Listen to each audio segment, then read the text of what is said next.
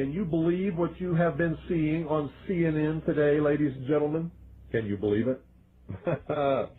Supposedly, a CNN reporter found Osama bin Laden, took a television camera crew with him, went into Osama bin Laden's hideout, interviewed him and his top leadership, his top lieutenants and colonels and generals in their hideout. This is a CNN reporter with a camera crew. And he came out and told everybody, within 3 weeks, Osama bin Laden is going to attack the United States and Israel. Now, don't you think that's kind of strange, folks? You see, because the largest intelligence apparatus in the world, with the biggest budget in the history of the world, has been looking for Osama bin Laden for years and years and years, and can't find him. A reporter from CNN and his little camera crew got in to Osama bin Laden's secret hideout and conducted an interview. If you don't believe me, tune into CNN. They're probably running it right now as I'm speaking. And if you believe it, you are one of the stupidest jerks that ever lived on the face of this earth. And whatever is going to happen that they're going to blame on Osama bin Laden, don't you even believe it.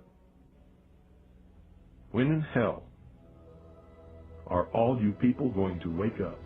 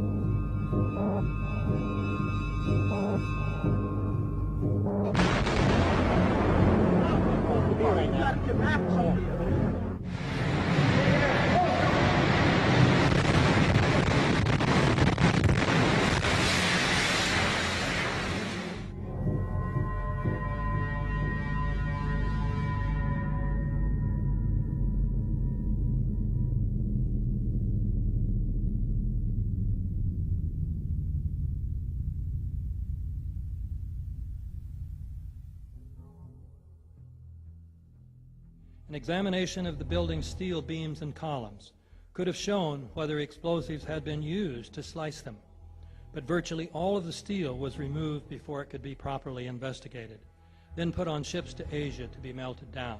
It's important for us to not reveal how we collect information. That's what the enemy wants. And you have no evidence that the government's behind 9/11, and I frankly think it's an awful thing to allege, considering it's not true, and you haven't proved that it is. It's totally implausible. Like, we would report that if that were true. Because these guys own our government. They print our money, and they own not only the government, but they own you. You are their property. So, in other words, these guys print the money, they run the country, and they own you, and they own everything around it. And so they make the laws, and that's why they can decide who can kill who, and who can get away with who, and who can get away with whatever, because they make the laws and they decide, all right?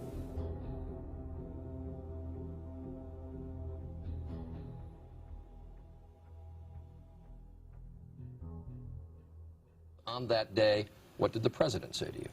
The president, in a very intimidating way, left us, me and my staff, with the clear indication that he wanted us to come back with the word that there was an Iraqi hand behind 9/11, because they had been planning to do something about Iraq from before the time they came into office. Did he ask about any other nations other than Iraq?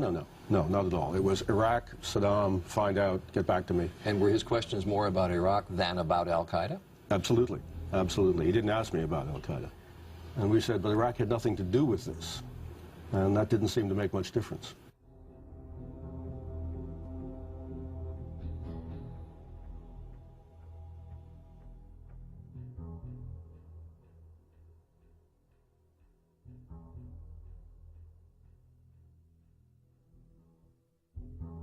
And we'll continue to work together to achieve peace. That's what we want. Freedom and peace. Look at the Council on Foreign Relations. Many members, in fact, the majority, never serve on the executive committees. They never go through any initiation of any kind. They are, in fact, the power base and are used to gain a consensus of opinion. The majority are not really members, but are made to feel as if they are. In reality, they are being used and are unwilling or unable to understand. They may have been or may be members of the Christian or Jewish religion, but that is only to further their own ends.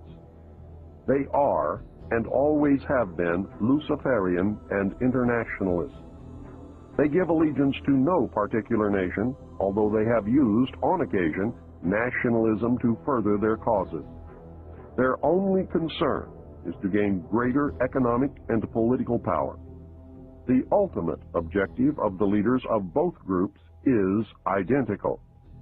They are determined to win for themselves undisputed control of the wealth, natural resources, and manpower of the entire planet.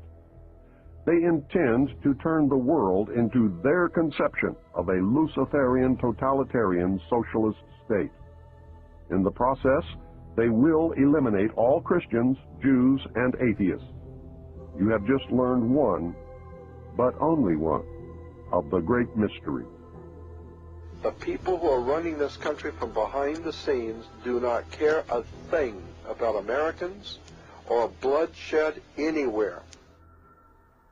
I think we're going to awaken one day to find out that we've all been too relaxed and entertained and watching television and being entertained with all the cares of life, never realizing what is going on in this country. In the secret, ladies and gentlemen, they are at least, very bare minimum, 50 to 100 years ahead, beyond what you can even imagine.